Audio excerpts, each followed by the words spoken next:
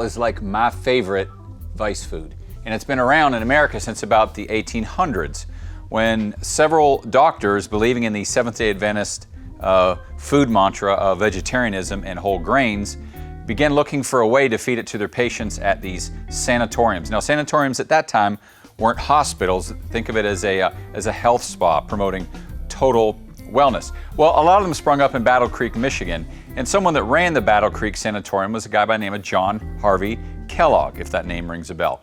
He invented a dried corn flake that could be soaked in water and then eaten. But they did believe in a bland diet, so that was perfect. But he invented this corn flake with his brother, Will. Now, the problem started when Will decided that he wanted to take that flake and apply a lot of sugar to it. And so he broke off, started his own company, which we know now as Kellogg's, and started mass producing sugary cereals to the masses. He is the true American hero to me. So just like with anything else in history, from there, lots of inventions started to follow. In 1901, a botanist by the name of Alexander P. Anderson was doing an experiment, and he was trying to determine the amount of moisture in a grain of starch. So he took some cornstarch, and he took some wheat grains, and he put them in test tubes, and cooked them in an oven to 500 degrees Fahrenheit. So as he takes them out of the oven, he breaks the test tubes with a hammer, and a small explosion occurred.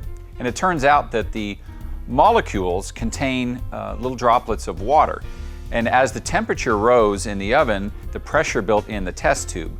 When he broke the test tube, the pressure dropped dramatically and quickly, which means the droplet of water flashed into steam, boom, and it puffed the cornstarch into this white, puffy mass.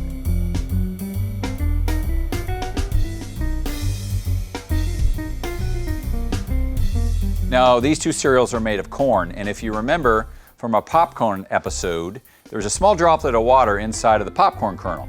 And when it's brought up to the right temperature, it will overcome the outer, harder shell kernel and vaporize quickly into steam, blowing the shell open and creating the white puffy popcorn that we all love.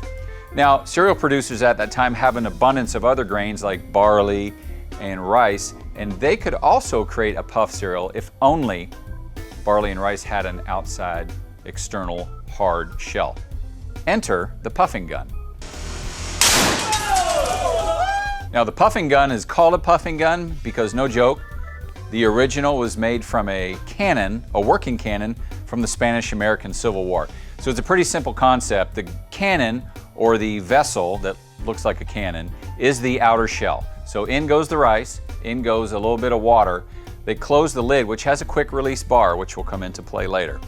So it goes over a heat source, and they turn it continually, until the pressure builds up, which I've read, depending on the grain, is somewhere between 150 and 200 psi.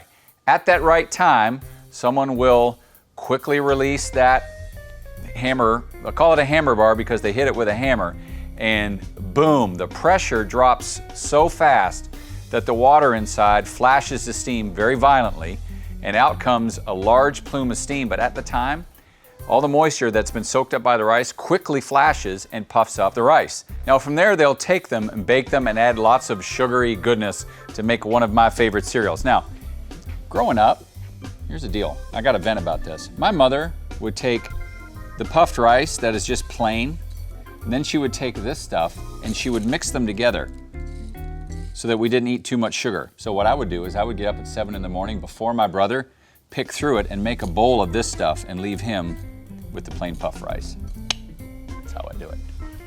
So anyway, kind of neat too, I'm gonna include some videos. This is pretty common street fare in a lot of cities. In China, the street vendors love this because it attracts lots of tourists because of the loud boom that goes off in the steam cloud. It's a pretty cool little show. So maybe you knew that puffed cereal was made with steam, and if you don't, you do now because you watch Steam Culture. So thanks for joining me. Go out and find us on Google and look for puffed cereal. Put steam in your search description and you'll get all this good information. And meanwhile, I'm gonna work something up for you next week. Go enjoy some puffy cereal. See you next week.